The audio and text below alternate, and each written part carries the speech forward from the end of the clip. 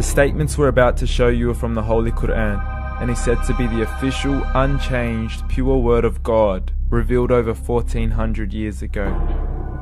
Claiming to be the word of God is a heavy statement, and without proof, or if a single contradiction is found within the book, the apparent word of God will be proven false. So without further ado, let's put the book to the test. In the 23rd chapter, titled The Believers, from the 12th to the 14th verses, God is said to give a detailed description of how the human being is formed. It begins by saying, "We then placed him as a sperm drop in a place of settlement, firmly fixed. Then we made the drop into a alaqah." We will translate this word very soon.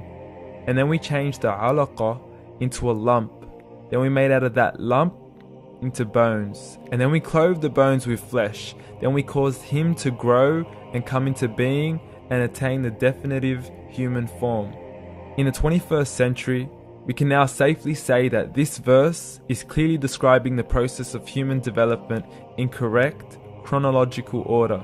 However, what we should be paying attention to in particular is the second stage, referring to the development of the embryo. The specific word used to describe the embryo in this verse is the word Alaqah. The word Alaqah, when translated into English, can mean three separate things. Firstly, a blood clot, or to be suspended, that is to be hanging or clinging to something, or thirdly and finally, a leech. Now, all three definitions don't come anywhere near what we perceive to be the human embryo. So, why are these words used, and what significance do they share with the human embryo? Can the embryo be described as a blood clot? Well, what do you think? In the 3rd week of embryonic development, a tubular heart joins with the blood vessels to form a primordial cardiovascular system, and by the end of the 3rd week, the blood is circulating and the heart begins to beat on day 21. The first thing that comes to mind in regards to being suspended or hanging is the umbilical cord.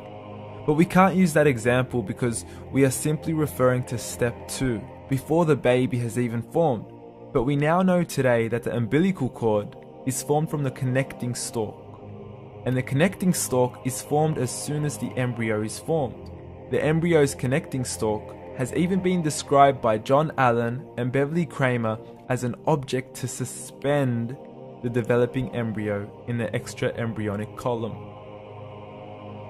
So an embryo is suspended and does have a strong resemblance with the blood clot. What on earth would an embryo have to do with a leech? Figure A shows the structure of an embryo at 25 days. Figure B shows a leech. Now please note once again that the embryo in this stage is no greater than the size of a kernel of wheat. This is an X-ray of the embryo at 22 days. This is the internal structure of a leech. It's mind-blowing stuff, but you still haven't seen anything yet. This is the head of the embryo at 22 days. The detail you are seeing right now is absolutely impossible to be seen with the human eye and can only be seen with a microscope. This is the back end of a leech. There's no other words used to describe this other than mind-blowing. The pictures we have shown you are impossible to be seen with the human eye or even to be predicted by the human mind. Once again, the verses we have shown you were revealed over 1400 years ago to a man who couldn't read nor write. Are these the words of God?